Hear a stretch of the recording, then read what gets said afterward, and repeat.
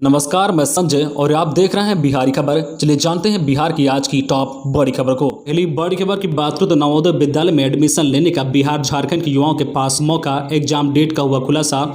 Corona की दूसरी लहर के बाद अब केंद्रीय शिक्षा मंत्रालय स्कूल प्रवेश से जुड़ी एक बड़ी परीक्षा कराने की तैयारी में है। यह परीक्षा देश भर के जवाहर नवोदय विद्यालय में चयन के लिए आयोजित की जाएगी। इस परीक्षा में 24 लाख से अधिक छात्र भाग लेंगे। कोरोना लहर के बाद यह एकमात्र परीक्षा है जो देश भर के 11,000 से अधिक परीक्षा केंद्रों पर ली जाएगी। केंद्रीय शिक्षा मंत्री धर्मेंद्र प्रधान ने इस विषय में जानकारी साझा करते हुए बताया कि सभी राज्यों और केंद्र शासित प्रदेशों के जवाहर नवोदय विद्यालय में सत्र 2021-22 के लिए कक्षा 6 में प्रवेश के लिए छात्रों का चयन किया जाएगा। इसलिए जवाहर नवोदय विद्यालय 11 अगस्त को चयन परीक्षा लेगा। यह परीक्षा कोविड-19 से संबंधित सभी सुरक्षा सावधानियों और प्रोटोकॉल का पालन करते हुए आयोजित की जाएगी। चयन परीक्षा के लिए 24,17,009 उम्मीदवारों ने पंजीकरण कराया है। अगली बड़ी खबर की बात करूं तो इस बार भी श्रावणी मेला पर लगा कोरोना का ग्रहण, 1 अरब रुपए का नुकसान। लगातार दूसरे साल भी देवघर में श्रावणी मेला का आयोजन स्थगित कर दिया गया है। ऐसे में इससे जीवन यापन करने वाले लोगों पर काफ़ी असर पड़ेगा। मंदिर के संबंधित व्यवसाय बुरी तरह से प्रभावित होंगे। सामान्य दिनों में श्रावणी मेले के दौरान मेला का कुल कारोबार 1 अरब से ज़्यादा होती थी, जिसमें मुख्य रूप से पेड़ा प्रसाद और प्रसाद से संबंधित चीज़ों और बर्तन शामिल थे। ऐसे में अब यह कारोबार बुरी तरह से ठप हो गया है। इसमें सबसे ज़्यादा प्रभावित पेड़ा व्यवसायी और पुरोहित हुए हैं। देवघर बाबा मंदिर के पुरोहित सबसे ज़्यादा प्रभावित हैं, लेकिन खुले जुबान से कुछ नहीं कहते हैं। वही दूसरी ओर व्यवसायी अपनी वेदना छुपा नहीं पा रहे हैं। इसको लेकर लगातार विरोध प्रदर्शन भी हो रहा है। अगली बड़ी खबर की बात करूँ तो पटना रांची में 82 पदों पर निकली वैकेंसी, इस तरह से करें आवेदन। बिहार की राजधानी पटना और झारखंड की राजधानी रांची में 82 पदों पर वैकेंसी निकली है। यह vacancy power grid corporation of India के द्वारा निकाली गई है। जो लोग यह नौकरी करना चाहते हैं वे ऑनलाइन के द्वारा आवेदन कर सकते हैं। Power grid corporation of India ने यहाँ शिक्षुता के 82 पदों पर भर्ती को लेकर आवेदन आमंत्रित किए हैं। Power grid corporation of India ने इन पदों पर आवेदन करने के लिए योग्यता पदों के अनुसार BSc, BTech, diploma, ITI, MBA, PG diploma, MSW निर्धारित किया गया है। इच्छुक और योग्य उम्मीदवार 20 अगस्त 2021 तक ऑनलाइन के द्वारा आवेदन की प्रक्रिया को पूरी करें। Power grid corporation of India के इन पदों पर उम्मीदवारों का चयन मेरिट और इंटरव्यू के द्वारा किया जाएगा। आप अधिक जानकारी के लिए www.jpowergrid.in पर जा सकते हैं। अगली बड़ी खबर की बात करूं तो गोपालगंज को पीएम मोदी ने दी सौगात, खुलेगा बिहार का दूसरा आयुष अस्पताल। आयुर्वेद, हेमोपैथी और योग से इलाज।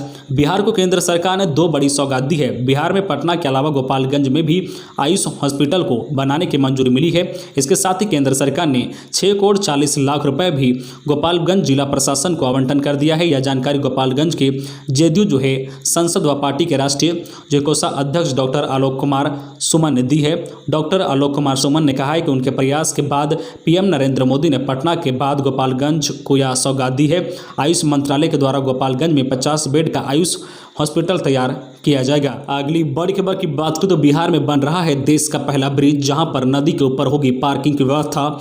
बिहार में बन रहा देश का पहला ब्रिज, जहां पर नदी के ऊपर होगी पार्किंग की व्यवस्था।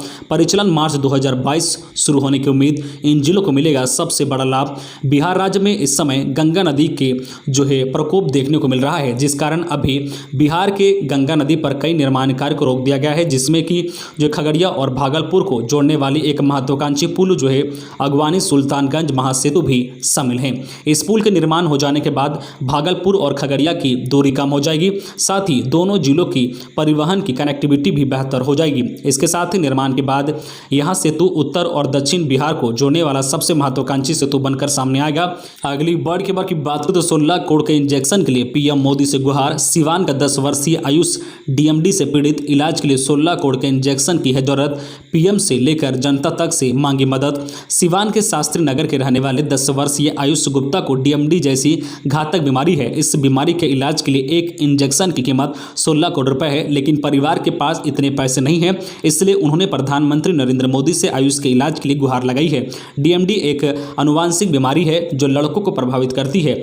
प्रदीप गुप्ता के पुत्र आयुष को पिछले 5 सालों से यह बीमारी है, जिसके इलाज के लिए परिजनों ने कोई कसर नहीं छोड़ी है। अगली बड़ी खबर की बात करें तो नीट में ओबीसी आरक्षण पर तेजस्वी का सवाल, कहा भाजपा सरकार जातिगत जनगणना क्यों नहीं करना चाहती, सीएम नीतीश पिछड़ों की हकमारी पर मौन क्यों, नीट एंट्रेंस में ओबीसी आरक्षण का मुद्दा गर्माता जा रहा है। बुधवार को बिहार के नेता प्रतिपक्ष तेजस्वी यादव ने केंद्र सरकार से सवाल पूछा है कि केंद्र सरकार जातिगत जनगणना के आंकड़े क्यों छुपा रही है। भाजपा सरकार जातिगत जनगणना क्यों नहीं करना चाहती है, सरकार को किस बात का डर है। उन्होंने सोशल मीडिया पर कहा है कि केंद्र सरकार ने तय कर लिया है कि सिर्फ अनुसूचित जाति जनजाति की ही जनगणना होगी।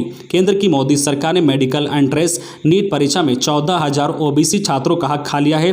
प्रधानमंत्री और बिहार के मुख्यमंत्री पिछड़ों और अति पिछड़ों की इस हकमारी पर चुप है। अगली बड़ी खबर की बात करें तो राजनीतिक संतुलन साधते नीतीश, ललन सिंह को मिल सकती है जेडीयू के राष्ट्रीय अध्यक्ष की कमान, उपेंद्र कुशवाहा बन सकते हैं प्रदेश अध्यक्ष, सीएम ने दिए संकेत।